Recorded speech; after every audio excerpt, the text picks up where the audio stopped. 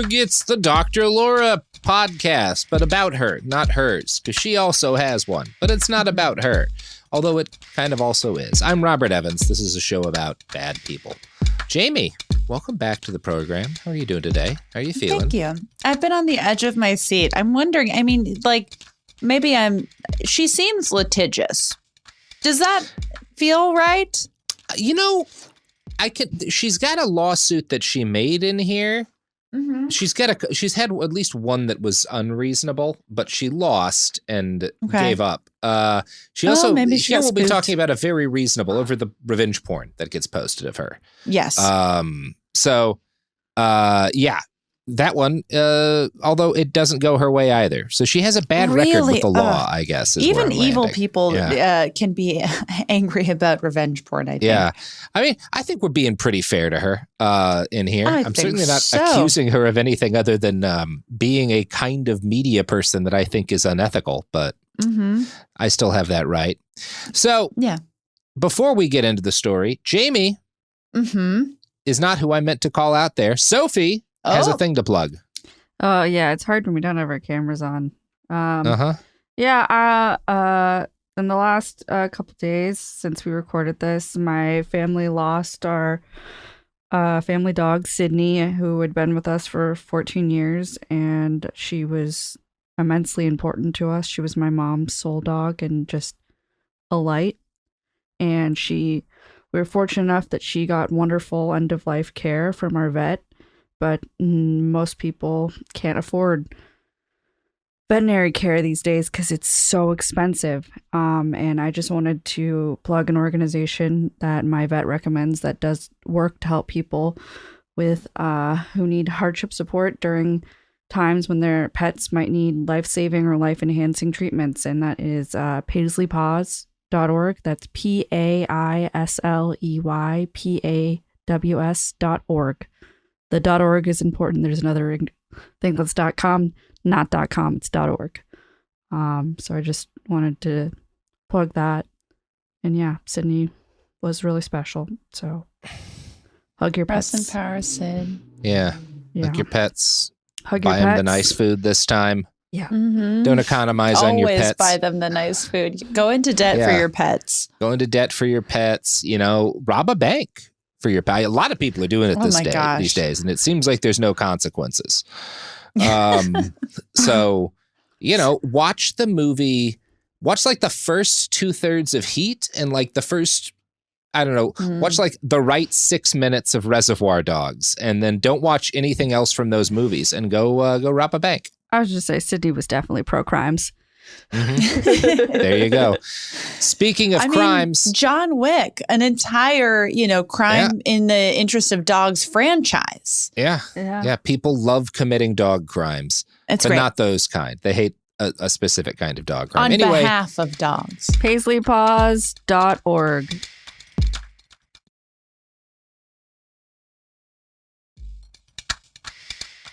And we're back. We're warmed up. We're ready to go. Yeah. Let's lock it in. Let's lock it out. When we left off with this story, Bill Balance, again, spelled with 2 L's, which my spell corrector will never accept, made me angry. Microsoft Word is a crime against humanity. Bill Gates should be thrown into a volcano. Clippy will pay. Clippy will pay. They all should pay. Bill Balance and Laura Schlesinger had just met over the radio waves, and he had his producer get her number because Bill is a giant creep. Now, obviously, this is the entertainment industry. He is definitely trying to have sex with her. This is not a lopsided relationship entirely, though. The power imbalance is, but Laura seems from the beginning to have been open to the idea that, like, well, this could be how I get my foot in the door in the radio. So it's one of those kind of situations, and it's also worth noting Laura is at this point an adult with a master's degree and a marriage behind her. So that's a choice she can make, right? Right. It is unclear to me whether she called into that show at the first place because she wanted to try and like make a name for herself in radio, or if that only happened the way Bill claims it is, because Bill is going to claim that once they have their relationship, because they are, in his words, dating, she does not use that term for it.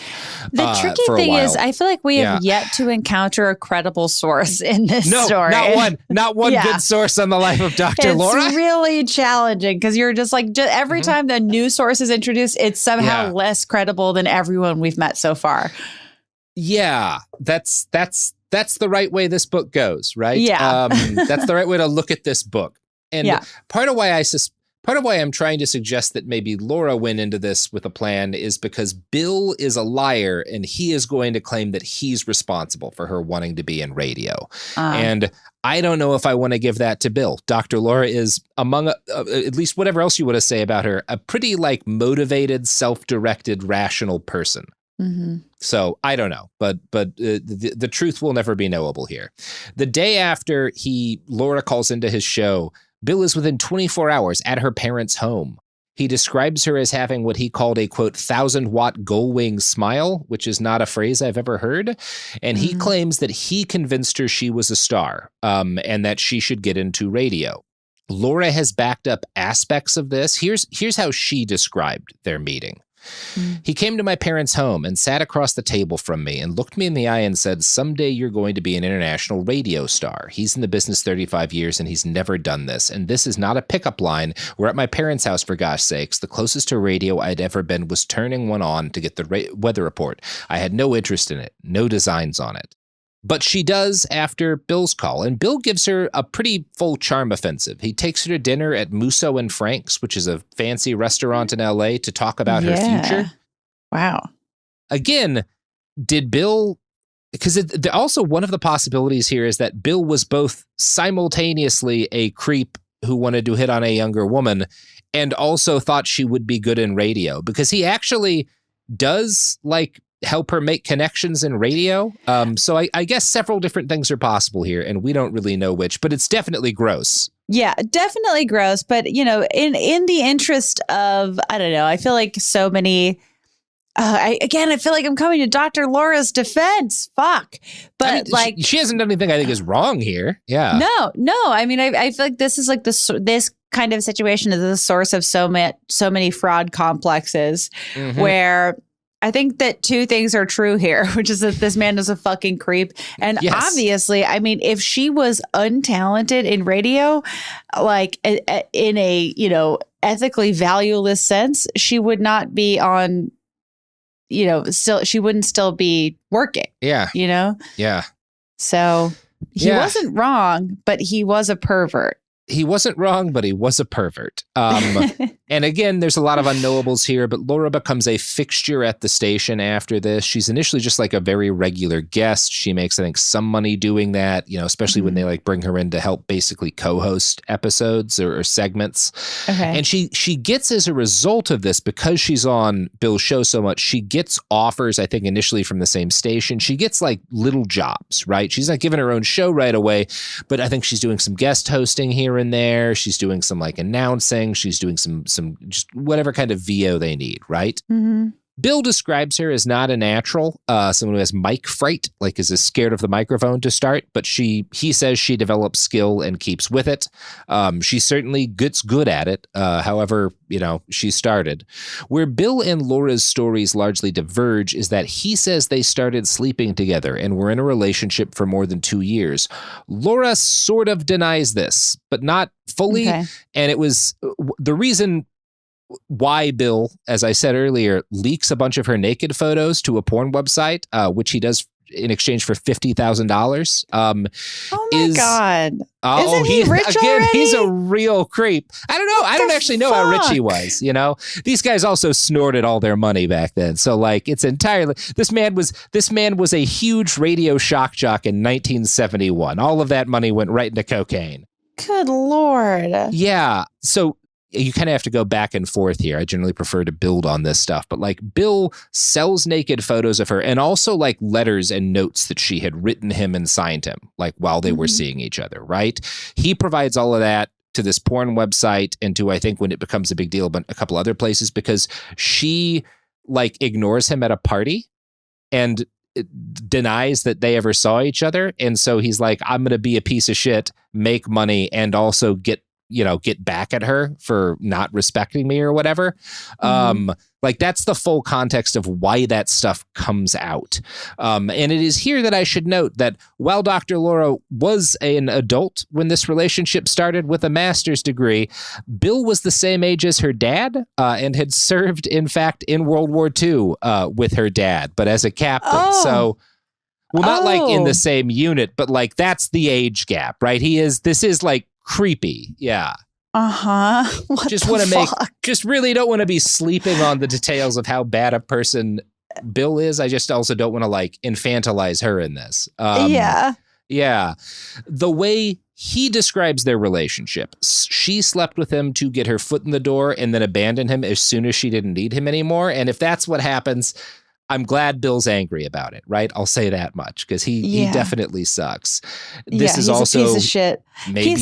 Pieces of shit begetting pieces of shit. What a beautiful story. I've heard people allege that like he was basically grooming her. That's certainly a way to look at it. Laura does not describe it that way, but we'll never know. Now, in addition to being a massive creep, Bill gives Laura some career advice that's going to prove crucial. He wants her to, and this is kind of the biggest impact he actually does have other than like giving her a leg up into the business, is he says, hey, this having like professional medical advice people, professional therapists and counselors give advice on people's fucked up lives is going to be a bigger business in entertainment in the future. You've already got like this scientific academic background. Laura is at this point working on her PhD. You should get your counseling certificate, right? So you actually have a professional credential to bring to the table because there's going to be a lot of money in that. And Laura commits to doing this. Now doing this is going to take like 2,000 hours of supervised counseling work. But if he does it, Bill says he'll make her a regular like every week on the show, which is like a job. I don't know how much it pays, but it's like that's like paying work in the radio. Right. Laura gradually, as she's doing this, because she's on the show occasionally, she's doing some guest bits and she's getting her counselor's license. She starts to kind of like hone in on what her personality on air ought to be, right? And she notices she has times when she's nice and she's like listening to people and she's empathetic, and she has times, because she's kind of an angry person, when she snaps at people and she's just like really shitty to them. And she starts to learn over the couple of years that she's doing this, people respond to me being mean. Right? People love when, and this is a clinical thing, people love when mommy yells at them. They do love it. They love that shit so hard. They love that shit to a degree that may damn the whole species one day. In the unauthorized biography, Dr. Christie, Bill's first on-air medical expert, this is the guy Bill's working with before Laura comes in, he says that he gave Laura the advice to channel her angry Italian ancestry into her show. Okay. And that Laura resisted this, and so Bill had to make an appeal to Dr. Christie's authority, and this is how Vicky writes it. The only thing I could think to say was that he has impeccable credentials, continued Balance. He's done so much more. He was senior advisor to the Shah of Iran and spent several years in the Middle East. He was a senior analyst for the Rand Corporation. I said, he's lived a longer life for you, so there's more to talk about in the introduction. Wow, what a sentence. So I love that. Like you should really trust this man. He advised the Shah of Iran. You know how well that job went for him. God. Yeah, and that the fact that the Rand Corporation is like number 2. Yeah. Coming onto the show to help us sort out your personal problems, the psychiatrist who told the Tsar he definitely wouldn't die in a basement. It's like, good stuff. So while she's working on her counseling certificate, Laura continued her studies at Columbia, getting a PhD in 1974, which allowed her to identify as Dr. Laura Schlesinger, both in advertisements for her counseling business and on air.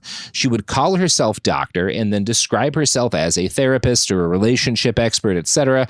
And this is something that a lot of people might have led them to believe that her doctorate was medical or in any way relevant to providing relationship advice. People love this grift. Good. It's a classic. It's a classic. She gets away with it forever. She is also going to attack colleagues who do the exact same thing in a way that is so vicious and like but also the dedication she puts to it shows that, like, oh, she knows that this is her weakness, right? She knows that Dr. Laura is way more marketable than Laura, right? And yeah, it's cool. It's cool that she understands this and recognizes that she has to attempt to nuke everyone else who does the same thing in order to protect her position here. In the late 1970s, while Laura is starting her career and is now a doctor, her parents get divorced. And right around the same time, she cuts Bill off, breaks things off with him, and starts going independent. This seems to have been partly inspired by the fact that she met Lewis Bishop, a fellow teacher at USC, and a married man with 3 children, the youngest of whom was 13. Laura, intrigued by his sexy shoulders, started hitting on him. That's her words. Look, I'm not, I don't know. Lou Bishop's shoulders are not mine to comment on. I don't know. Maybe she was attracted to a jacket and she just didn't realize. Happened to a lot of people in the 90s. You've seen those jackets. I know. It's like, these are the 90s. We're talking about late century jackets. These are, it's the jacket you want to fuck. And you can save yourself a lot of trouble by just doing that. Yeah, and that's why you should never put on a jacket from the 70s, people. It's a lot of people get pregnant. Someone with some left weird their kids that husband for that jacket. That jacket is 30% human reproductive materials. There's just something about him. Yeah, she hits on him. Now, again, this guy, Lewis, has 3 kids, the youngest of whom is 13. He is in a marriage. Laura will later claim that she only started to flirt with him when Lou was separated from his wife, Jean. Anonymous colleagues at USC claim she pursued him while he was still with his wife, right? And obviously, that doesn't mean that the blame is all on her, but it does mean that she was fine with hitting on a guy and fucking a guy who was married with kids, and that is a thing she will tell people they're scum for doing later, right? I don't bring that up because I care to be a moral paragon here. I'm just saying she's going to shit on people for doing this. It's the same thing she'll judge people for, right? Yes. And in fact, we'll judge people for doing shit that's not even that questionable, right? Anyway, for unrelated reasons, here's a clip from a call to the Dr. Laura show, Jamie. JP, welcome to the program. Hey, hi, Dr. Laura. Hi. I had a quick question. I've been seeing a woman for a number of years now, and I found out. I don't know what a number of years means. What does it mean? Get him. Over 2 years. Okay, so you've been seeing this woman for 2 years. Are you shacked up together, or you go drive to her house? No, we hang out together. We've done things, and Are you shacked up, or do you live in two different places? No, we live in different places. Okay, good. And either one of you have minor children? I don't. She has teenagers. And how old are her teenagers? I rather not. Don't feel comfortable to say that, but I just don't want. That's nothing. I need to know how old they are, and I don't see how that's going to be a distinguishing characteristic. Everybody has already recognized their voice. Why do you need that info? They're 16. They're both 16. They're twins. Well, no, it's 16 and 17. 16 and 17. Okay. Mm-hmm. That gives you 2 years of dating her. If you want to marry her, you have to wait 2 more years until the kids are up and out. They don't need to deal with you in the house. That usually doesn't work out very well. Okay. So,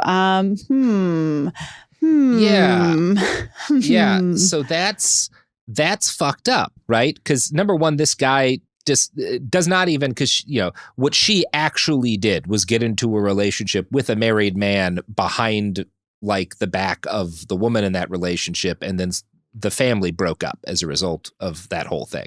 I'm not putting all the blame on her either, but that was the situation she was in, right? This guy is just saying, I want to date this woman who has 2 16-year-olds. And she's like, well, you can't marry them or have a serious relationship with her while they're teenagers, right? Because that would disrupt them too much. And it's like, well, what about the 13-year-old in this situation you were in? I was like, she's a gigantic fucking hypocrite. I'm more interested in how, like, listening to her operate. Like, it was the same deal with Bill. Where she drills on, well, what's their age? Yeah. Exactly. Like, she's just like a shark looking for an angle. And like, if one angle doesn't pan out, she will wait for him to talk 2 to 3 more seconds and try the next angle. And it's just, I mean, it's brutal. Her audience, one thing they like is scummy men or men who are, weak or something. And so you want to, first off, it's about getting him off balance, right? The more things that you can needle him on, like constantly, like he does that she does that at the start of the call where he's like a number of years. She's like, how many years, right? Is it because that is the most important thing? No, but number one, it maybe gives her something she can pivot off of later. And number two, by starting it like that, by like drilling on him, she's getting him off balance. She's making him more nervous. Hopefully he'll say something else that she can drill him into and how he said it, right? It like, gives her an in for like a first judgment. Because even when she like takes in the information of 2, I was genuinely unsure which way she was going to go. Just that whichever way it went, it was going to be a weird judgment. Yeah. And I think because it's like, of the issues to have, I don't think it's reasonable to be like, well, you shouldn't marry someone when they have teenagers because that will disrupt the No, it's your responsibility as an adult in there to not fuck up their lives. I'll agree with that. But you marrying their mom is not necessarily that thing, right? I feel like this is a part of the show, I'm sure. But like by the time that interaction was over, I forgot what, if anything, the question was. Because to some extent, it's about that constant feeling of like hearing someone who is together attacking all of these people for being slothful and lazy and like not, these symptoms of our degraded modern society and all of its cultural rot, right? That's a lot of what the people who like this show get out of it, right? Right. That's good. I think that relates to the topic in question. Okay, so she's like a manipulative hypocrite. Yeah. That's kind of the Dr. Laura story. Okay. The Dr. Laura story. Not a good joke. Not really a joke. Throughout the 1980s. Robert, I gave you the pity laugh and I regret it. Thank you. I appreciate the pity laugh. Take it back, Loftus. No. I take it back. I'm sucking it back up. I'm giving great lesson to all of the men out there, because pity laughs spin the same as real laughs, which is not very well. Stop laughing at bad jokes. That was not a bad one, Stop Sophie. laughing that was a real one. Jokes. That was a real one. The first one was fake. That one really. I'm sorry, Sophie. Well, I'm being a bad ally. I'm going to take the joy of that real laugh, and I'm going to take it with me into these ads. Oh wow! No, now I'm party to something. Here's the thing. The FTC is coming after you. I have bad news, which might also be good news for both of you. I know when each of you is real laughing and fake laughing. Every time. I believe that. Oh, wow. no. Every time. I've never let myself take that in. Of course you do. Oh, yeah. All of you.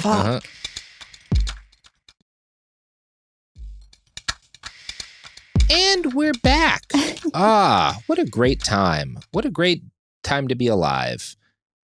Dr. Laura's world. So, through the early 80s, Laura got a series of low-stakes radio gigs at small stations. She spent years trying and failing to break into the mainstream on her own, while, in order to make money, teaching at USC and maintaining a private practice.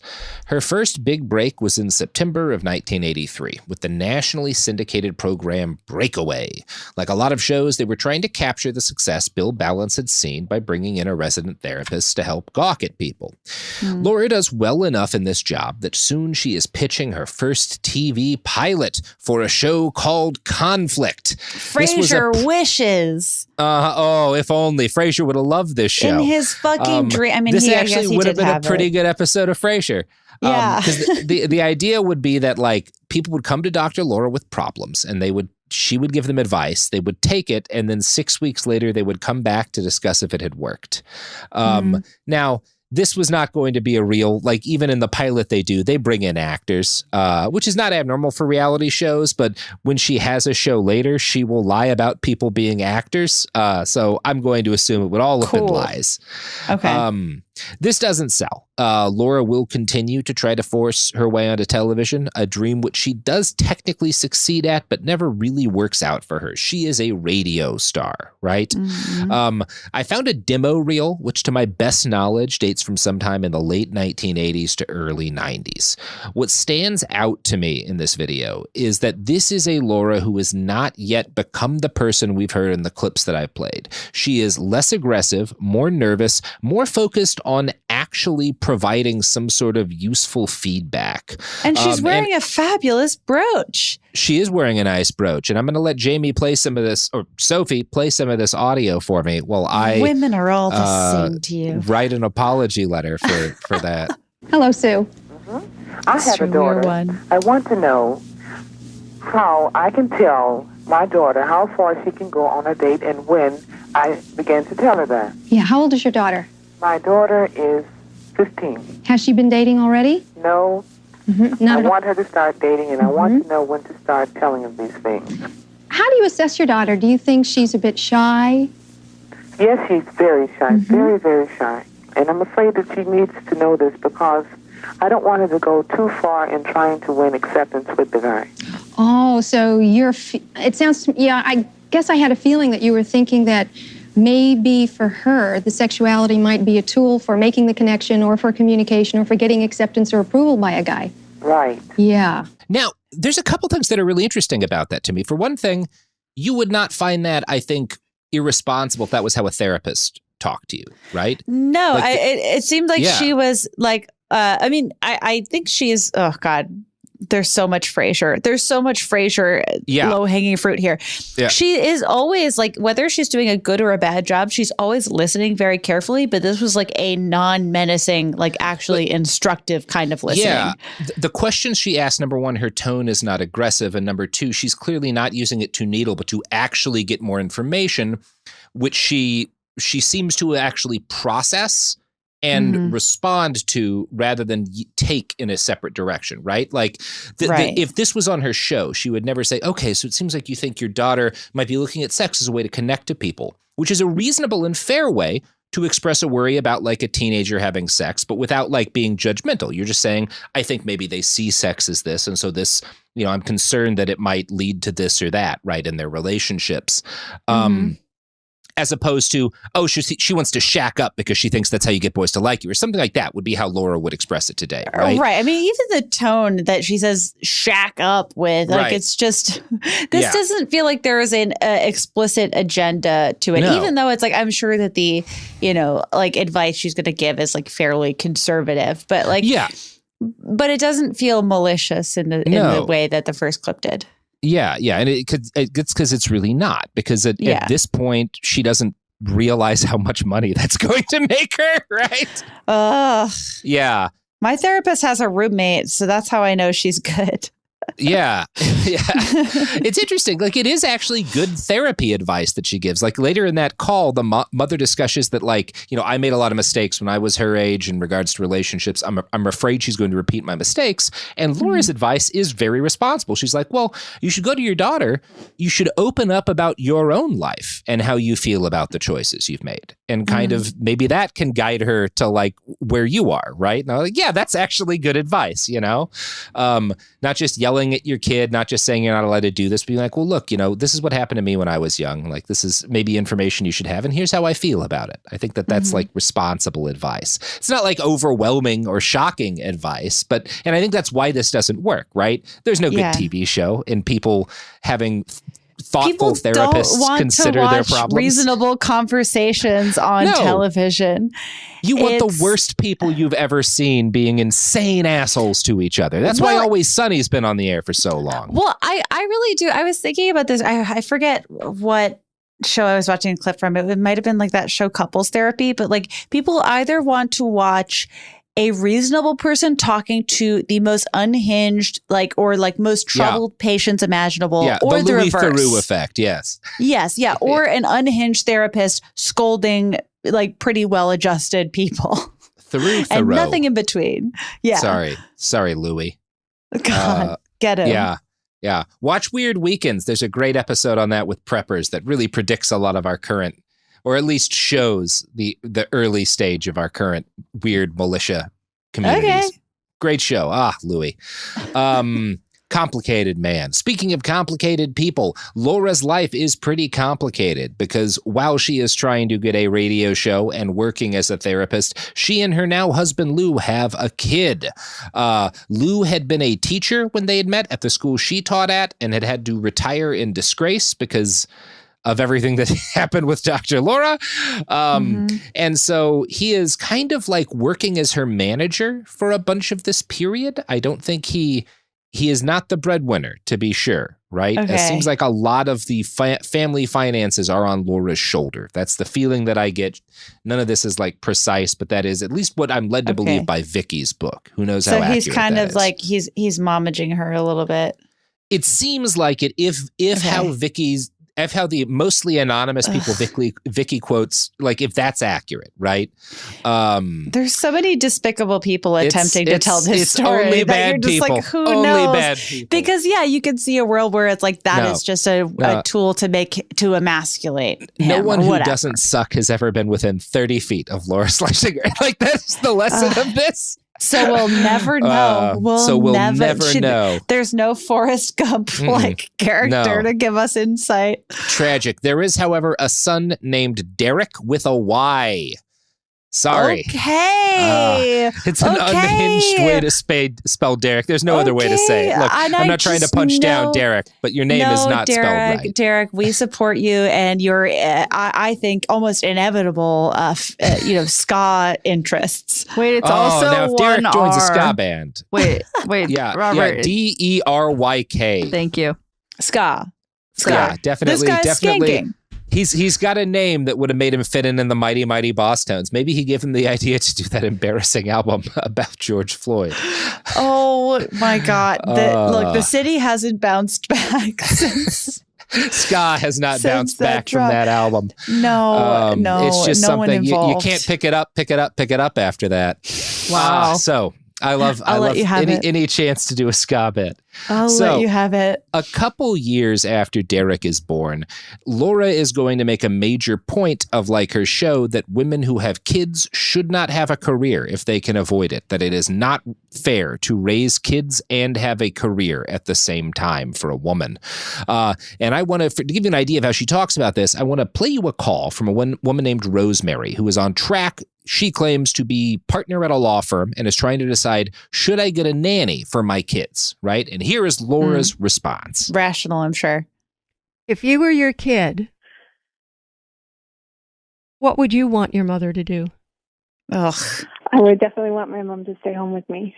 That's your answer. I think You should never have had a child if becoming a partner and all of that stuff was that important. You never should have had a child. part of the rub of it is it's not important to me. I don't even especially love my job, and I do love being home with my baby girl. Well, I don't know why you asked the question then. I feel that I'm hearing a lot. If I'm an internal voice, but also I'm hearing. I asked you a people simple around me. question. If you were your daughter, what would you want your mother to do? There is no other debate other than the answer to that. I'd want to be mothered, you said. But So why would you even contemplate something different for your kid than you would want for yourself? I care about doing what's best for my daughter, and Right. I wonder. And unless you're a really bad mother, having you home is best for her. I'm not a really bad mother. Then having you home is the best for her. Yikes. So also in this window Sophie just had open, the copy was like, "Don't buy the feminist lie." You know. Laura has a lot of bits about how the feminists have ruined women by making them want careers. I don't know. It's so frustrating because it's like, does she ever at any point try to justify the fact that she has a career? Is there any explanation as to why that is? Or does she's just the exception? She lies for one thing, because she says, as a spoiler, she says, we spent for the first 3 years, I didn't leave the house. That's not true, as we'll talk about. But also, that's 3 years. She's not telling this woman, because maybe her kids are both older than 3, right? She's saying you should quit your job that could provide so well for your family that your kids might be taken care of, right? But you could pay, like, partner at a law firm's not a shit job, right? That could be the path to quite a bit of wealth. She's saying give that up because otherwise you will not be a responsible parent, when what she did was continue to work on being a radio personality while her child was very young, right? Right. I don't think that's wrong. I actually think that's very impressive. My mom got a second master's degree in her late 40s while she was raising us so that she could start a new career, right? Yeah. Like, there's nothing wrong with that, but it doesn't, if she were to be honest about who she is, the advice to give this woman is like, be cautious of how, once you start having your kids watched by an talk to them, be cognizant of how this is affecting them. If you get a sense that, the individual you've picked or just this situation is harming them, then you may need to reappraise things. But like, many children have had a nanny a couple of nights a week, especially if they're kids who are older. And it's not, when I was fucking 10 or 11, I loved any time one or both of my parents were out because I got more time to read books and talk to weird adults on the internet, which never goes bad for kids. Which is unavoidable. No. It's always fine. And unfortunately, it can't be stopped. Nope, we have learned that. It's not like saying, my parents being home prevented that. It just made it harder. Yeah, it's obviously like these are, especially if you're an only parent, like, it's a complicated, difficult thing, but the fact of the matter is, however you see about that, Laura literally did the thing where she didn't spend all of her time at home so that she could build her career because she knew how much money was in it. And she's telling this woman not to do the same thing. I think that's shitty, right? That's right. All I got to say on the matter. Right. Yeah. So because this is such a through line in her advice to women, Laura makes a point to claim that she managed to be Dr. Laura. She says she only works like 2 hours a day, or at least during this period. And that, again, she didn't leave home for the first 3 years. Vicky Bain is going to claim this is a lie. Although Laura had been teaching a nighttime graduate-level psychology course at Pepperdine University branches in the San Fernando Valley since January 1982, she took the fall semester of 1985 off to prepare for Derek's birth. But Lou was left to babysit Derek, then 2 months old, when Laura returned to Pepperdine in January 1986 to continue her hour-and-a-half-long Tuesday evening clinical practicum for psychology students. Laura also maintained a Saturday private practice, again sharing office on Ventura Boulevard. And in mid-1986, with Derek not yet 6 months old, she added another teaching commitment to her work at Pepperdine and her private practice. So she does the opposite of what she says. I don't think that's. It's like she sounds almost like a stereotypical media like projection of like a working woman of the 80s whose business is talking other women out of doing that. Like, it's just, and I'll be damned if that's not a profitable. I mean, there is just an infinite amount of money to be made in making women feel horrible about themselves because there's no point in your life where that is not precedent. It's just, ugh. Everything that, from what I can tell, Laura values in her life comes from the fact that she was willing to spend less time with her infant child in order to further her careers, right? Yeah. I don't think that's a reasonable choice. She makes a lot of money, enough to make sure that kid never wants for anything. I'm not going to come here and say she did the wrong thing, but the wrong thing is like pretending that other people who have that chance or just who need to work, because everyone does usually, that they're being a bad mom, which they're not. Right. Which, I mean, especially in the back half of that, like, is just, it made my like stomach clench a little bit for the woman on the phone, like, because she that like soft defense of like, I'm not a bad mother. She's like, okay, well then you should quit be at home your job. Them, right? You're like, oh God, there's just like it is a certain kind of hell. Yeah. Yes. So while Laura was, by her own standards, working out of the home and working outside of the home and being a bad mom, she was also being a bad therapist by anyone's standards. Yeah, that's her job. One of the anonymous sources for Vicky's book is a former student of Laura's. So this is a woman taking Laura's classes. And during one day when they're talking, Laura basically says, "You should become my patient at my therapy business." Now, I don't think you're allowed to do that as a therapist. I think that's probably not ethical. But I don't know. It was the 80s, right? A lot more. Everyone is on cocaine, right? So it's hard not to invite people to be therapized by you when you're Derek's both doing on blow. cocaine. Baby Derek is doing more cocaine than a nightclub DJ could survive doing in modern terms. Baby Derek dug up some ludes. He's in the backyard. He's good to go. It's like how alien people talk about the pyramids. Like, we have lost the knowledge as a species for how to do as much cocaine as they did back then, as Baby Derek and Dr. Laura are all doing every single day, along with this student. The truth. Anyway, I'm going to continue with that quote from Vicky's book. It was her way or no way, said the student turned patient. Basically, I walked in and she said, I want you to tape all your sessions. I expect all my patients to bring in a tape. We'll use my tape recorder. We're going to tape everything. Basically, I think what she was saying was if you listen to this over and over again, you'll get more out of it.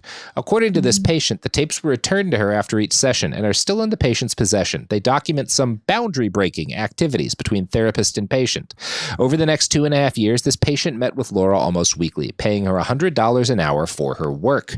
I guess she took a liking to me, recalled the patient, who added, and I guess at that point in my life, I needed the attention. She reeled me in and broke nearly every boundary that there is.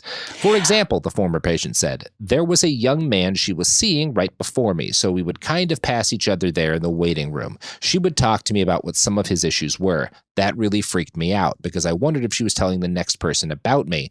Then there was a very known newscaster who was also seeing her as a therapist around the same time I was, and Laura talked a little bit about him as well.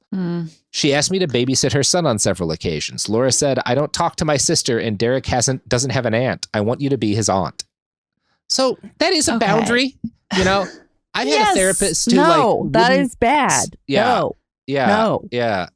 I've heard a therapist be like, we cannot, if I were to meet you out in the world, I would like leave immediately and pretend not to know you. I'm not sure if that's the norm for everyone, but you are certainly not supposed to ask them to be your aunt or your kid's aunt. No. I feel like this, I mean, it's, I wouldn't go as far as to say that like Dr. Laura's work is directly in conversation with this, but like the fact that she is a very an increasingly public therapist figure in the 80s feels directly in conversation with like how therapists were presented as these savior figures during the Satanic Panic too. And just like how this was such a popular and like still publicly somewhat trusted grift, despite however much evidence, like recorded evidence to the contrary. Yeah. Anyway, for years after this point, Laura and this patient remain very close. The patient later claims that Lou was a helicopter parent, or helicopter husband. So basically, this patient says Lou was there every class she would do at the college. He was always around. He was like obsessed with her success, and Derek was not there. So maybe they even hired a nanny. Right? The good news is that Dr. Laura had enough time while raising a kid to start up another business. This one making custom sweaters for major film productions. And Jamie, this is where the show goes in a shocking direction. Because I will bet you did not call that the sweaters Whoopi Goldberg wore in Sister Act were made by Dr. Laura Schlesinger. What? Yes! Why? No!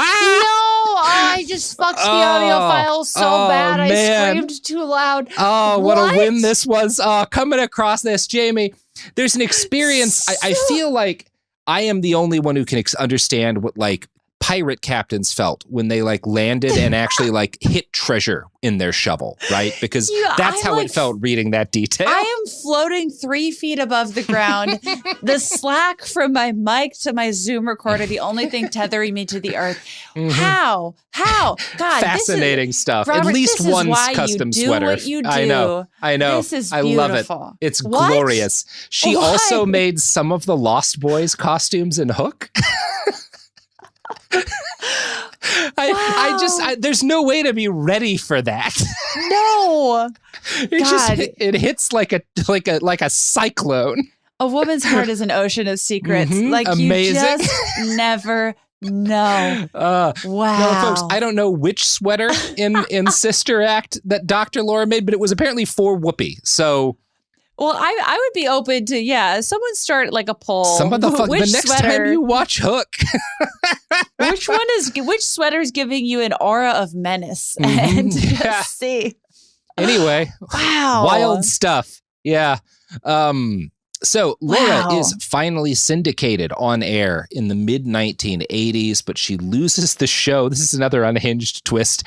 The network that owns her show is bought by the Liberty Lobby, which was founded by a Nazi named Louis Carteau as a political action group for the far right, and also published the newspaper Spotlight, which was dedicated to Holocaust denial. That is far less shocking to me than the Sweaters and Sister Act. Laura is, number one, not a fan of people who deny the Holocaust. She is half Jewish. She's going to become Orthodox Jewish for a period of time, then she stops. But at any rate, she does not thrive here. She quits the station not long after it's taken over by the far right. We don't know the exact reasons, but it might have had something to do with the fact that they were really bad people. Yeah. So and good even for you. Dr. Laura has a line. Dr. Laura had a line, at least. Who knows about today? Okay. Yeah, fair enough. But she did have a line then, and she gets credit for that. Good for you. Yes. Good on you. So according to Bill Balance, after she leaves, maybe she was fired also. It's really unclear to me, but in which case, less kudos. But according to Bill Balance, she called him and begged for help, saying that she would kill herself if she couldn't get back on the radio. Bill is a huge liar. I don't know that doesn't really sound like Laura to me, but maybe she did. The good news for Laura was that things turned around for her very quickly after this point. Near the end of the 1980s, a radio executive picked her to replace Sally Jesse Raphael. Her primary competition for the role was a woman named Barbara DeAngelis. Today, Barbara is a prominent author, lecturer, and New York Times bestselling author. She has a PhD in psychology from Columbia Pacific University, which is not a real college. It was state approved, but not accredited. It is sketchy. Right? Yeah. Now, Laura is going to go to war with this woman because she calls herself Dr. Barbara DeAngelis, and she will complain to station management, and station management will make it stop Barbara from describing herself as a doctor on air. Dr. Laura is definitely a real PhD from a real accredited school, but it's in kinesthesiology.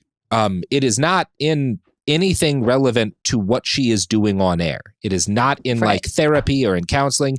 It is somewhat dishonest for her to portray herself in this context as Dr. Laura, but she still does. It's actively dishonest. Yeah. And it's weird because also it's dishonest for Barbara DeAngelis to call herself a doctor. It's just let's find the most lyingest people we can find to compete so I don't know. You can dubious trophy. Yeah.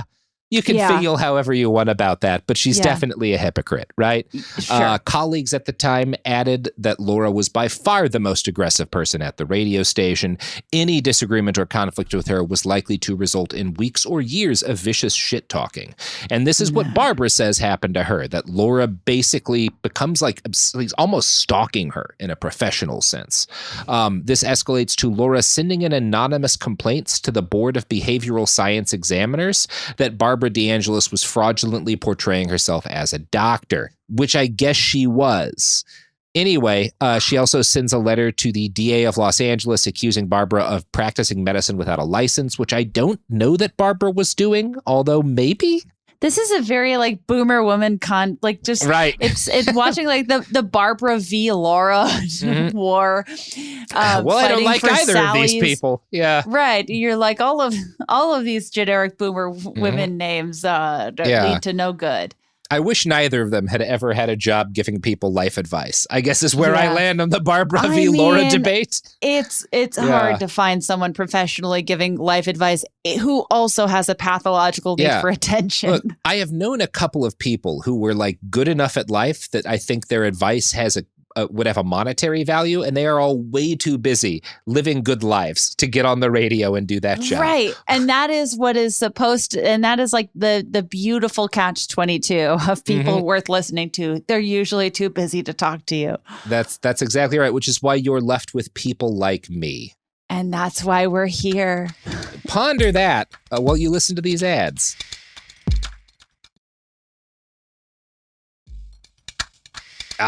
So Barbara leaves the station, KFI, where she and Laura have their quarrel. She later would claim that this happens in 1992, several months after she left. Quote, I received a call from a woman who sounded very nervous on the phone. She said she had been a patient and a friend of Laura's, and she wanted to meet and talk to me because she had some information. She came out and told me that she knew for a fact it was Laura, as I suspected, who had set out to destroy my career and discredit me, because she had heard Laura say it from her mouth, and not just say it, but scream it. Now, again, no good sources here. Barbara's story does, or at least Vicky finds other people who worked at KFI who back up aspects of the story, including that Laura was incredibly hostile to Barbara. So yeah, I don't have trouble believing that she orchestrated this woman's expulsion from the network because she was threatened by her, because she was competition, right? I also think that Barbara definitely was portraying herself as a doctor, and I don't really think she was. I don't think again, there's I'm rooting for no one. Yeah, I'm rooting for those sweaters in Hook, maybe. I'll have to watch that movie again and really have an eye for the sweaters. I hope they're able to sort of dig themselves out from the the trauma that they Yeah. I'm so shocked by that reveal. What a baffling thing to learn in the middle of this. It's like a thunderbolt from a clear sky. Just bam, now there's sister act in the middle of this story. It's a moment. Yeah, it is like this moment where you're like, wait, is this going to change the direction of her life? And it's like, no, not at all. No, really doesn't make a utterly difference. Unrelated. A complete red herring for the future of Laura Schlesinger. There's no narrative to be gotten from it. It just is. You would cut this out of the script on her life because, why are we doing this? Why are we going on this journey? This doesn't teach us anything. This doesn't contribute to who she becomes. But life isn't a story, people. Yeah. The early 1990s were a precarious time financially for the Schlesingers. They had a devastating house fire and were basically on the edge of eviction, horribly in debt. At least if Vicky's story is accurate. The story one is left believing, if we take that book as more or less true, is that Dr. Laura was ruthless and so cruel to Barbara, in part because she saw that, if I don't break through in radio, we're fucked, right? We've kind of bet everything on this, and I don't like being a therapist.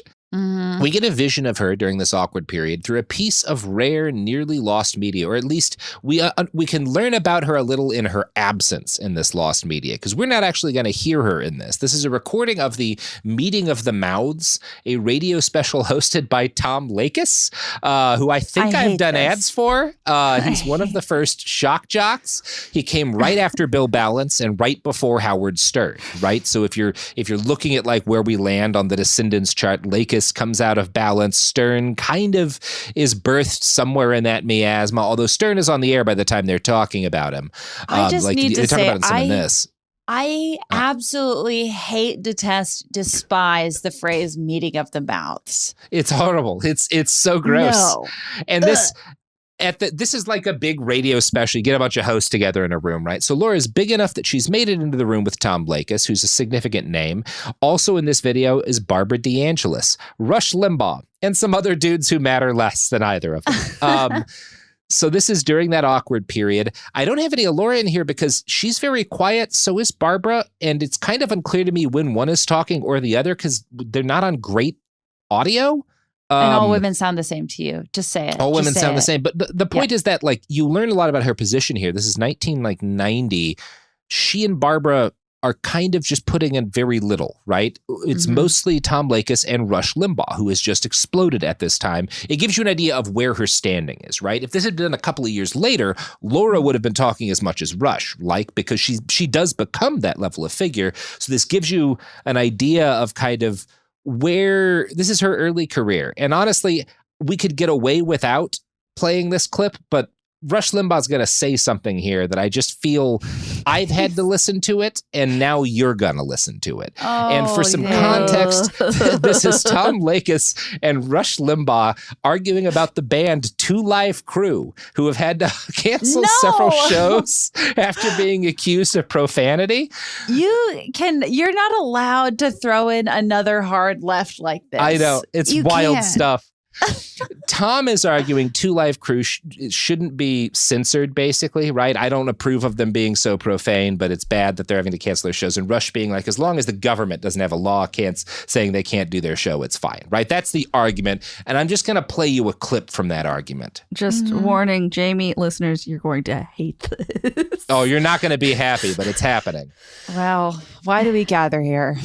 And play. Are you not troubled that the whole focus of the particular song in question of Two Live Crew was to talk about how much fun it is to bust female vaginal walls, to rip them apart, to rip women up with violence against women? You think that's okay? I'm troubled by it, but I also know that the free market would eventually determine that most people don't want to buy a record like that. That had to be with other people. I never heard Rush Limbaugh say vaginal walls before, and I wish I hadn't. Bust female vaginal walls. I am so sorry, but it's in me now, and now it's in you. This is maybe but he said it, exactly like you would think. He said it which is worst case scenario.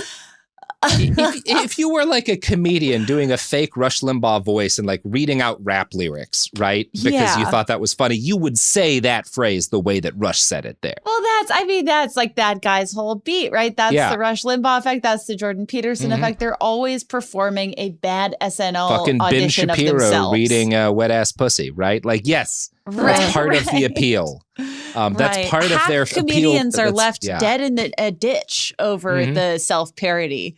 Yeah, that's part of what works with them. Busting through vaginal walls. Yeah, somebody's gonna clip that one out and turn that into an EDM track. Thank God. Was that an iambic pentameter, do you think? Yes, it must have been. A lot of people don't know this, but both the show Deadwood and everything Rush Limbaugh ever said, perfect iambic pentameter. Gorgeous. So all of that's very unpleasant, but you can see in 1990, she has not found her footing. Right? Because she doesn't say anything when Rush Limbaugh says that. But in 1994, she does break through, and she owes a lot of the success she has finally to her co-host in this recording, Rush Limbaugh. His success had put conservative talk radio on the map. So Bill Balance makes it clear to the people with money in radio, oh, these women are listening to shows. And Rush Limbaugh makes it clear that, like, people like weird, loud, right-wing assholes. And putting those two together is going to make it very clear that Dr. Laura has an audience, right? Women listening to shows could be dangerous. Better throw a wrench in the whole thing. Yeah, exactly. Yeah. So this is going to work out well for her. Now, to fit into this new market, Dr. Laura makes herself harsher, crueler, and, more Rush Limbaugh-esque. Wow, that's a horrible Daft Punk remix. Yeah. Much of her success is supercharged by the fact that she also times the release of her first book wonderfully. In 1994, I think 94, 95, she publishes the advice book, 10 Stupid Things Men Do to Mess Up Their Lives. Yes. If you ever heard the show, you heard this title. I knew the name of Dr. Laura's first book without even having to research it because I heard it a million times on the air. Yeah. I've seen it on shelves without knowing. Yeah, I mean, that book has endured.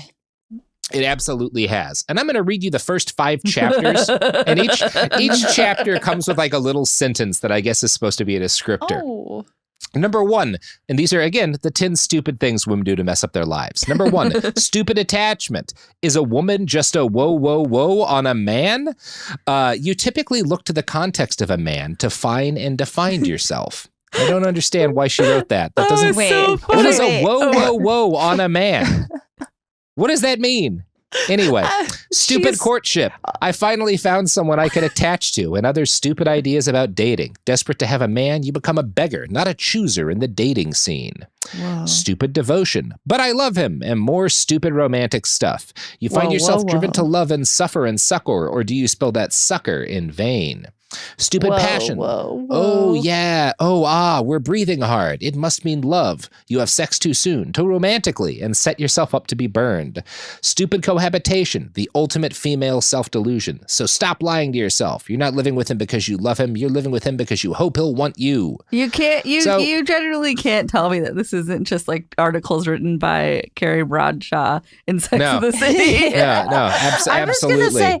I was going to say the front half of that was like a semi-good, if a little conservative, Olivia Rodrigo single, and then it just sort of descended into madness. Yeah. So looking into this book is very frustrating. It starts with the introduction where we learn that her book on women was inspired by two men. The second of those two men was her father, and the first was an engineer at KFI. Quote, after working with me for more than 6 months, 3 hours a night, 5 days a week, Dan Landis was hearing approximately 25 women per show agonize over some dumb guy. You know, Laura, he told me in an unguarded moment, if you listen to your show long enough, you begin to think women are stupid. And that's kind of the core of what the Dr. Laura show is and why it's toxic, right? Yeah. You mean whoa, men are stupid. Whoa, on man. Yeah. That's a lot of it. That was my favorite part.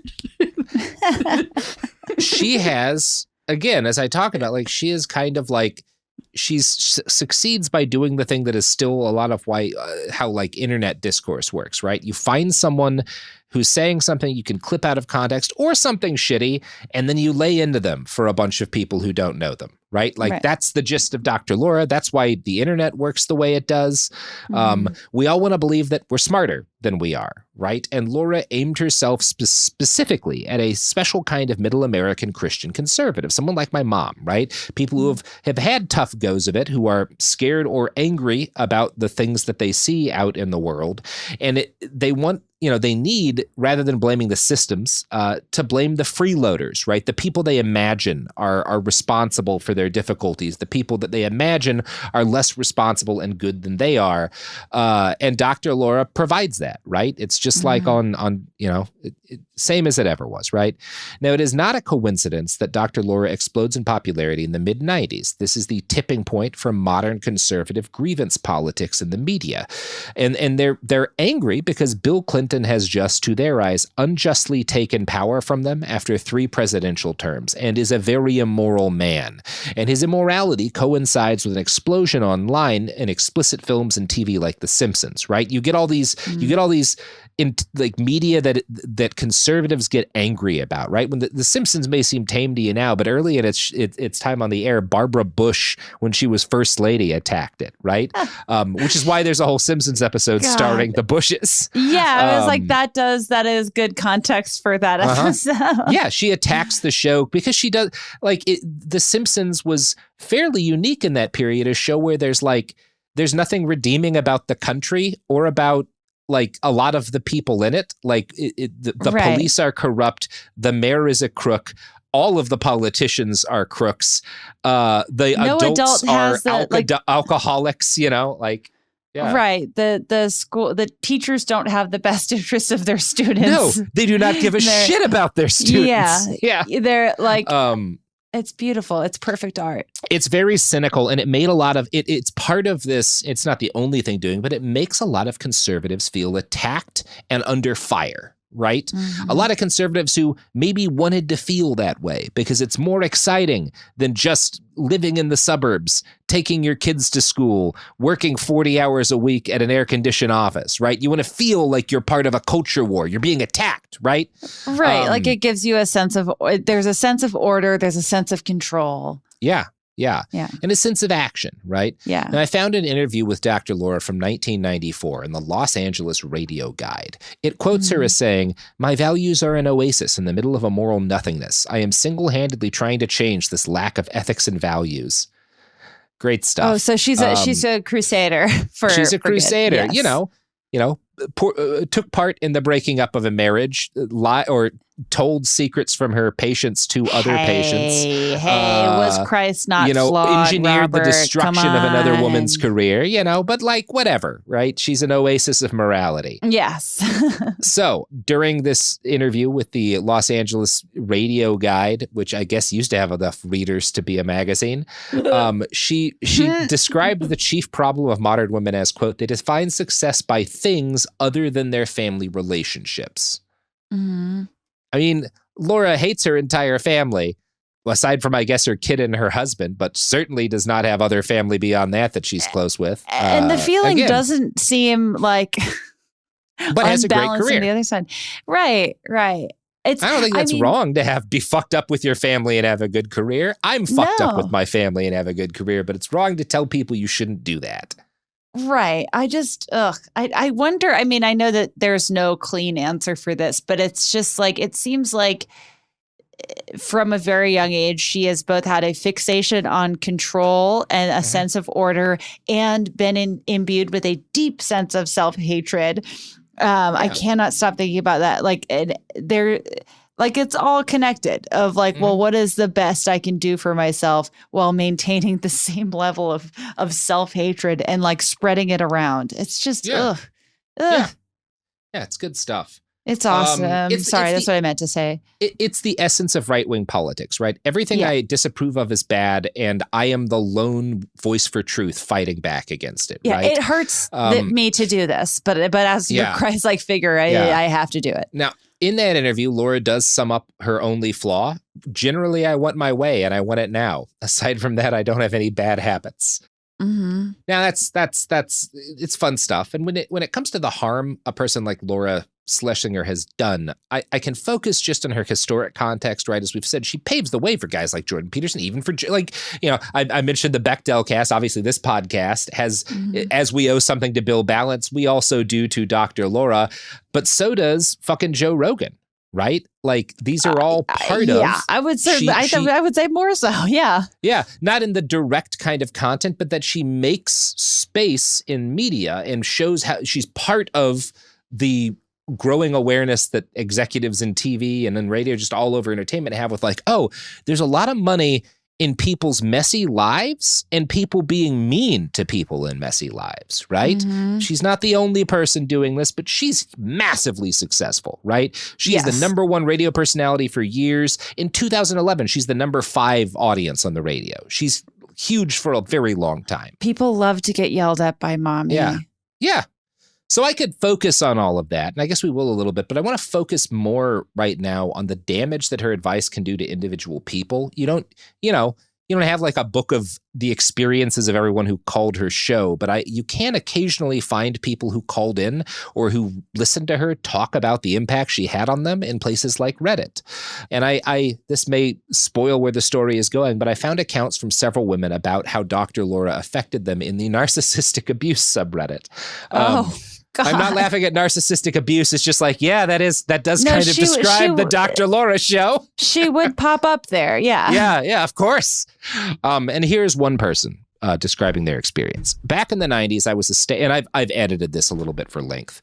Back in the 90s, I was a stay-at-home mom starting a family with my husband. I was raised in a conservative Catholic home with 2 parents who loved me and my brothers very much. And I had a traditional marriage, whereas my father worked and my mother stayed home to raise us.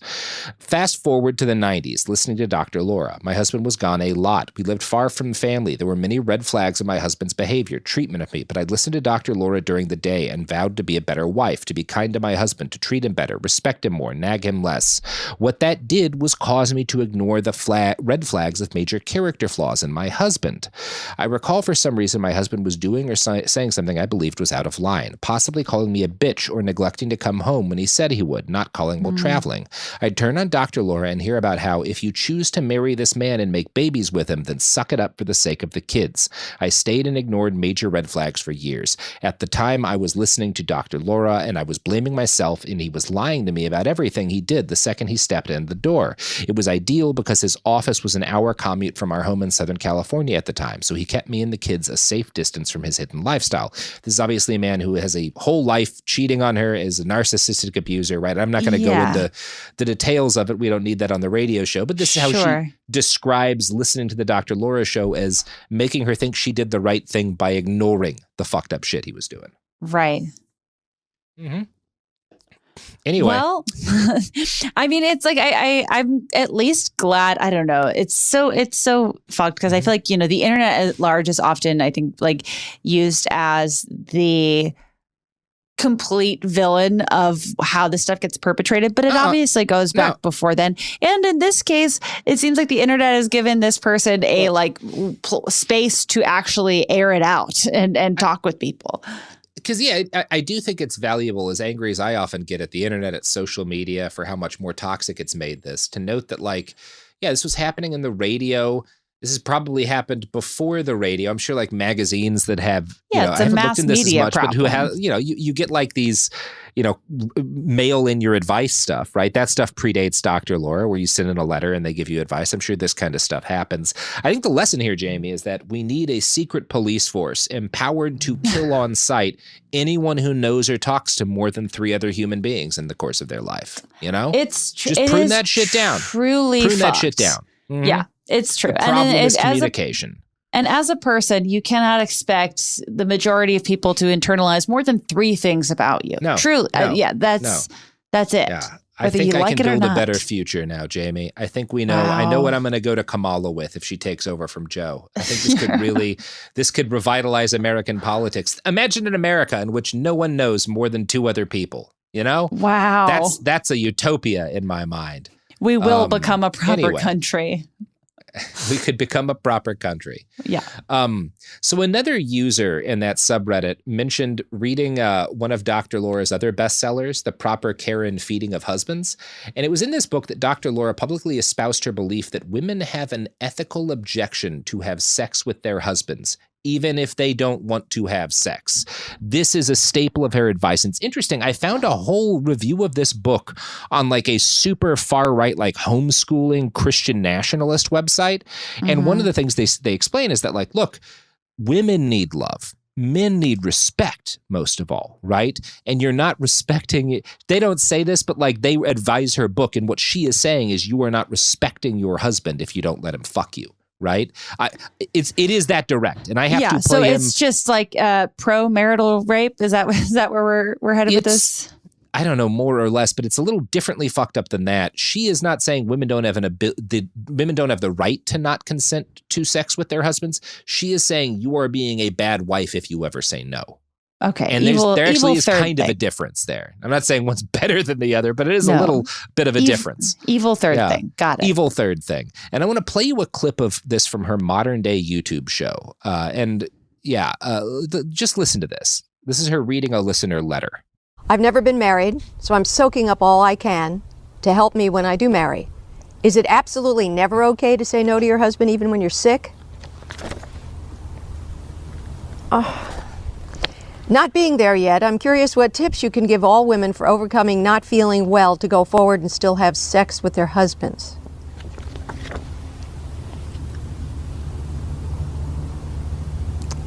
Let's just say if you're needing kaopectate or an IV. Oh. Come on. That's just silly. If your husband is saying, hey, baby, I want to pump you when you're sick, you've married a jerk. We're talking about when you're feeling irritated or I'm annoyed or I'm just too tired today and turning away your man this is the measure that men have of how much we love them. Now, I love shit like this because it's a great 1-2 of like, wow, this is a deeply toxic thing to tell women. And then, wow, this is also a toxic thing to say to men. Great. Yeah. Wow, Dr. Laura, you've finally done it. A thought that is cogently terrible for everyone on earth. Yeah, she was really leading heavy with the women's stuff, but then at the end there, you as a man only have value if someone's willing to let you fuck them. Like, oh, we got there. Way to go. Wow, her wig did a 360-degree spin at the end of that. You just couldn't see. It sure does. Her hair is doing something else at this point. Now, that's very gross, right? I will say this is a woman who used to have an audience of 18 million people listening every week, right? Or at least reaching that many people. Radio numbers are a little wonky, as are all numbers that anyone in entertainment ever gives or gets. They're all made up. And then if they decide they don't like it, they'll just delete it forever. Yeah.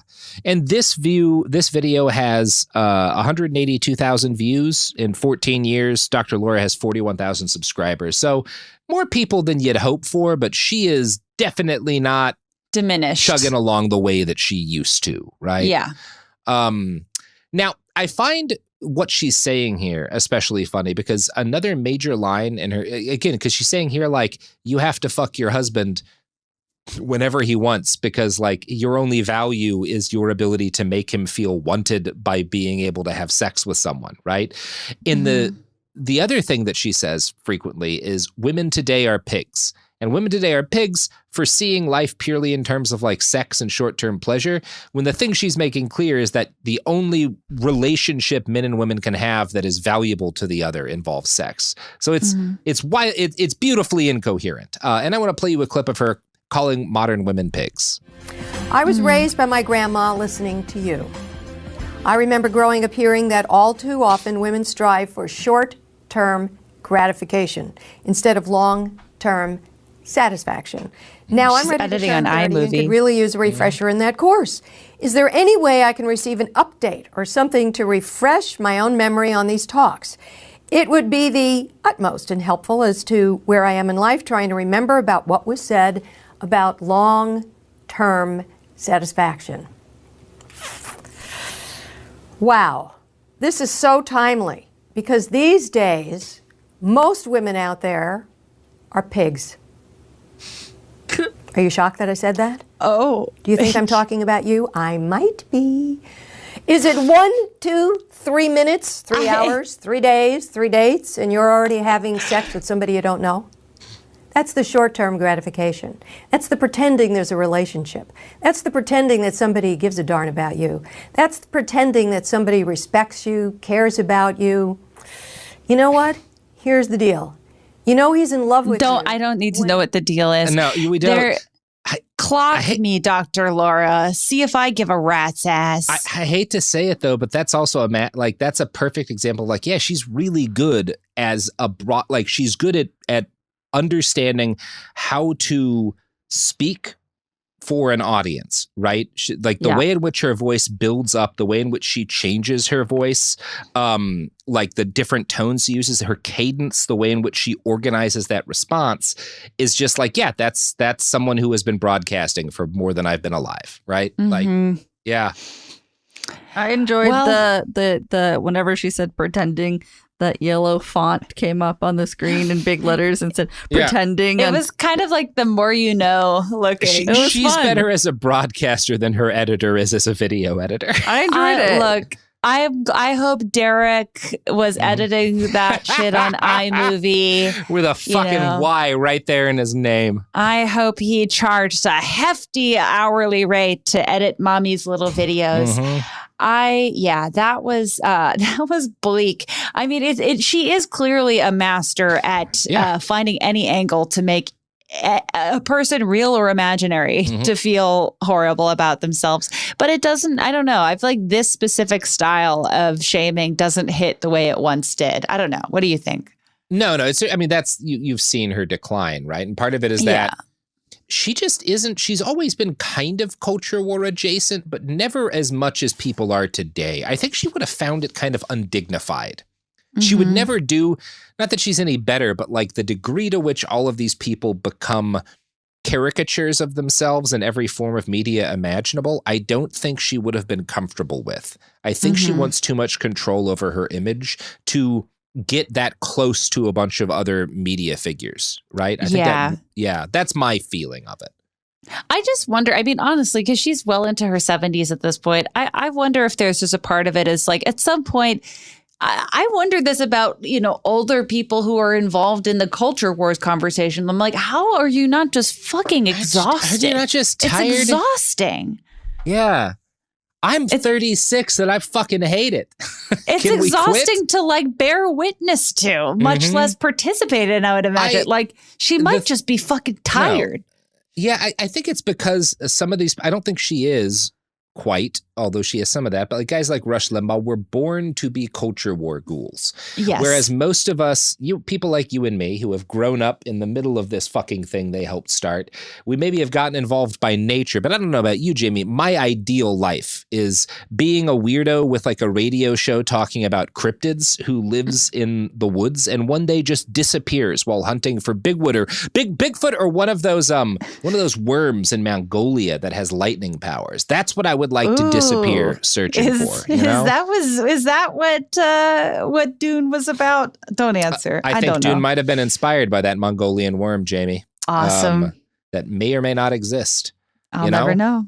Look, Nobody's found the Great Khan's tomb, and nobody's found one of those worms. Put them together, bada bing, bada boom. You got a pretty good fucking high adventure novel, you know? It does feel, I mean, like clearly, Dr. Laura has a clear place in the pantheon of 20th century grifters. Oh, yeah. Yeah. Yeah. And she does very well. At her height, the show is on 450 radio stations. She is second only to Rush Limbaugh. This is when she starts receiving a bunch of awards. She gets one from the Department of Defense eventually. And then she snubs Bill Balance at an awards ceremony. And this is why he sells her photos to a porn website. Schlesinger is rightfully furious. She sues him for invasion of privacy and copyright violation. The court ruled that she had no right to the images. And the porn site puts them back up. I'm not an expert on this case, but it sounds pretty fucking gross. She does not appeal. She tells her audience the photos were taken at a low point in her life. And since she was going through a divorce at the time, she didn't have moral authority to talk. It's like it doesn't matter at what, it just matters that it's illegal to distribute. Right. That's where I am on this. Is like, you just shouldn't be allowed to do that at all. We shouldn't have to be unacceptable. Like, that feels like the Dr. Laura kicking in of like, oh, well, this, there's a reason that this happened. It's like, no, actually, this is the rare time that I'm on your side. No, you are completely right to sue him. And I wish the case had gone your way. Yeah. Yeah. I think it doesn't because of some weird, like, the copyright issue is a big part of it, right? There's something weird about like their professional relationship that I think I don't know though. I'm don't want to talk out of my ass on it because she's in the right there. In 1999, she signs a deal with Paramount to create a talk show, which is a disaster. Laura does not have the kind of face charisma that you need to be a compelling TV lead. And there's also something inherently shameful about what she does. Right? Like you don't want to see somebody be that mean. You might want to hear it when you're driving and you're in a bad mood because you're commuting, but you don't necessarily want to see it. But if that were true, wouldn't that be true of like Rush Limbaugh and Jordan Peterson and all those guys that we see all the time? Rush Limbaugh also has a TV show that doesn't really work out in the long run. Jordan Peterson comes around later and is a different kind of guy, He's related to both of them, but for one thing, he's a lot more like of a lower tempo of energy usually, right? Like that's part of how, he has his times when he's clearly manic or on whatever weird drugs his daughter convinced him to take. But the Jordan Peterson that initially got famous is like a very good at sounding like a cultured and calm academic for the most part until he has his like moments of passion. Until he goes raw meat mode. Right. Whereas Dr. Laura is kind of immediately mean to whoever calls, Anyway, the show flops. Laura's desperation over the show flopping is evident in the fact that the series had to bring in paid ringers to generate conflicts because it was so bad. They did this lazily. On 2 consecutive days, the same researcher employed by the show is brought in to play 2 different people. The first is like a student who gets money to write essays for other students. And the second is a woman living with her boyfriend trying to decide if she should get married. The show has its last episode in March of 2001. Now, Jamie, I know that you and I both know about another terrible thing that happened in 2001. A really horrible thing. I think it's changed my life. I know it's changed your life. And that's when Dr. Laura briefly had a conflict with the gay community. This was at a different time. It's the only other thing that happened in 2001 that I can recall after March. Shrek came out, Mulholland Drive comes came out. Right? Yeah. Amongst other things. And Dr. Laura calls homosexuality a biological error. Laura kind of immediately has to backpedal. This would not happen today. She would grift off of this. She would certainly be feted by the far right, or the normal right at this point, just by the right. She can't. It's weird because 2001 in so many other ways is so much worse a period for like queer rights in this country. But at this point, there's enough like GLAAD and stuff. There's letter writing campaigns against her. People cause enough of a problem that she has to apologize. And her point on this is again, you can really see that the narratives haven't calcified to the point that they are at this point. Because while she says a bunch of horrible things like gay people, it's the result of basically a biological glitch, right? Rather than something that we see in every species that reproduces sexually. Since the beginning of time, yeah. Yeah, but she also says, well, we should, and this is also fucked up in a way, when kids get too old for good straight parents to want them, gay men should be able to adopt them. Which is such a weird... I've never even heard that specific fucked up thing. That's a new fucked up thing. It's honestly impressive in gymnastics there. Like, you just have to hand it to her sometimes. Yeah, what the fuck? I didn't know how to make gay people should be allowed to adopt kids horrible, but you did it. Wow. And in 2 ways. It's amazing stuff. Laura continued her by now time-worn tradition of giving people advice. The best example of her giving advice that is like the opposite of stuff that she actually did from later in her career is that she would repeatedly tell people, you got to honor your parents. You should try to have a good relationship with your parents. If you're a kid, you should have a good relationship with your parents. And, the best thing that a kid can, or that a parent can have is grandkids, yada, yada, yada. In real life, she briefly hires her mom to be her secretary and then fires her mom. And then her mom goes on to spend her remaining years alone in a condo. She dies and isn't found for like 3 months and may have been murdered. We don't know if she was murdered or not. It's a little bit of a mystery, but here's what Laura herself wrote on the matter. One day, the Beverly Hills police called me. She had a condo in Beverly Hills to let me know my mother was dead and had been dead on the floor of her apartment for about 4 months. There were no friends and none of her neighbors were close. Nobody noticed. They said it was probably a homicide, but not a robbery. When the police came to my home to ask me questions, I told them it couldn't be a homicide. I said that to murder someone personal, you had to be close enough to begin to hate, and that nobody got close to her. The final conclusion was unknown cause of death, but not homicide. So... no comment. No comment. Messy. Messy. Fucking brutal. Yeah. That's brutal. Now, I will say, Jamie, I think I solved this case. I think I know something that Laura didn't at the time, right? So the police think this is a homicide. Maybe the serial music can start playing now. The police believe this is a homicide, but Laura says her mom wasn't close enough to anybody to be murdered for personal reasons. But in the book Vicky Bain wrote about Dr. Laura, it opens with an interview with Yolanda, Dr. Laura's mother, from inside her house. Vicky describes the house. She seems friendly with Dr. Laura's mom. Am I saying that biographer Vicky Bain murdered Dr. Laura's mother for some personal reason?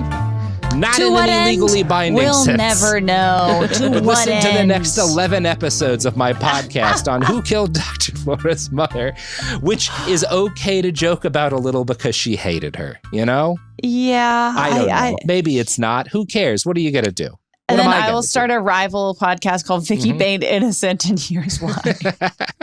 Jamie and I are going to grift so much money off of this woman who, as far as I can tell, published 2 unauthorized biographies back in the 90s and then did not publish any other books. Hey, people have made may not more even be of a less. person. Yeah. Might be a fake name that a publisher made up to publish this book.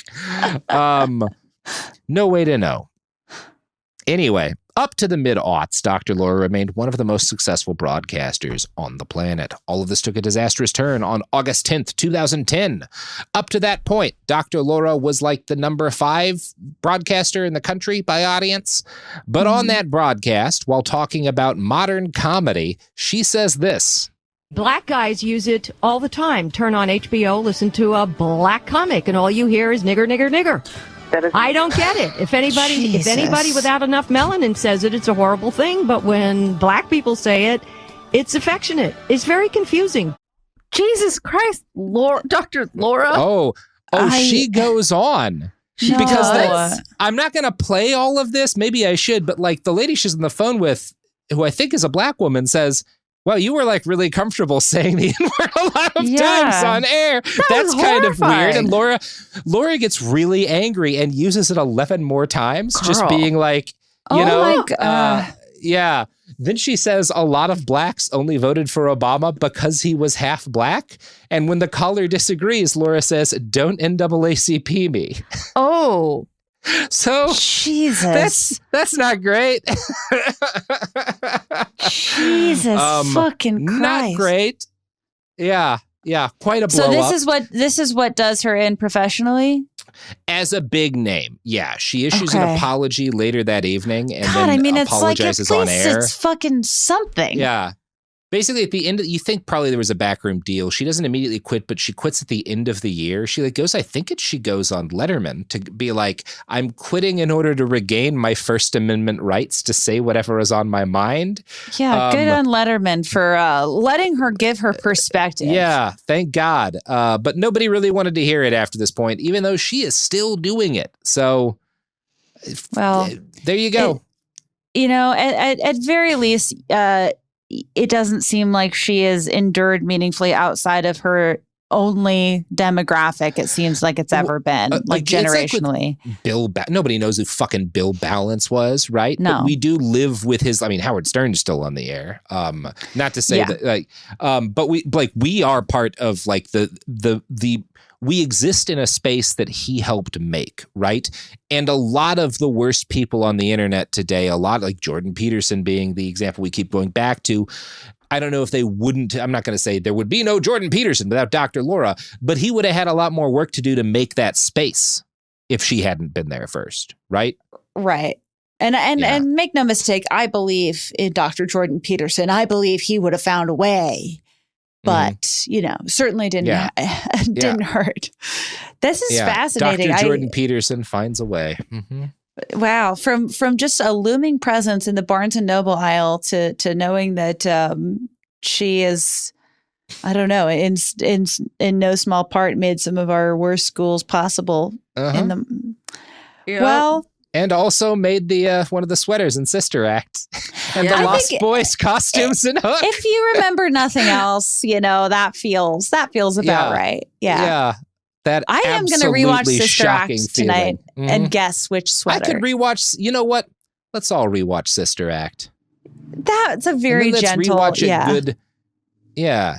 We'll rewatch Sister Act. We'll rewatch a good TNG episode where she plays Guinan. Maybe the one where they go back in time and meet Mark Twain. He's got a ridiculous mustache. And most importantly, I know we had an episode of Lower Decks about that. How could you not? Most importantly, we'll go back and watch the Christine Baranski episode of Frasier. Yeah, the Christine Baranski episode of Frasier, the episode of TNG where the two-parter where they go back to San Francisco in old times, and then of course the movie Sister Act and Hook if you've got time. That's actually a very relaxing weekend watch list. Seems like a nice weekend. You know what? Everybody have fun. Jamie, do you have anything you want to plug at the end here? Perhaps a podcast? I would love to plug 16th Minute as well as the Bechtel Cast, which we firmly are in denial that we have anything to do with any of this. But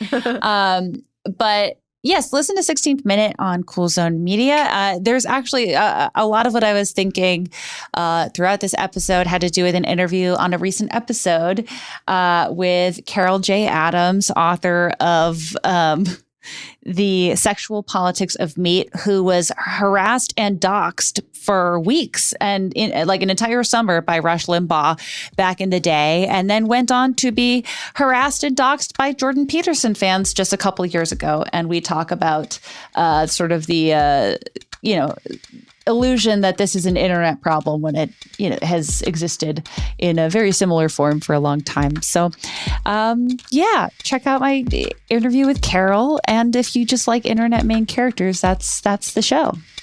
Mm-hmm. Yeah.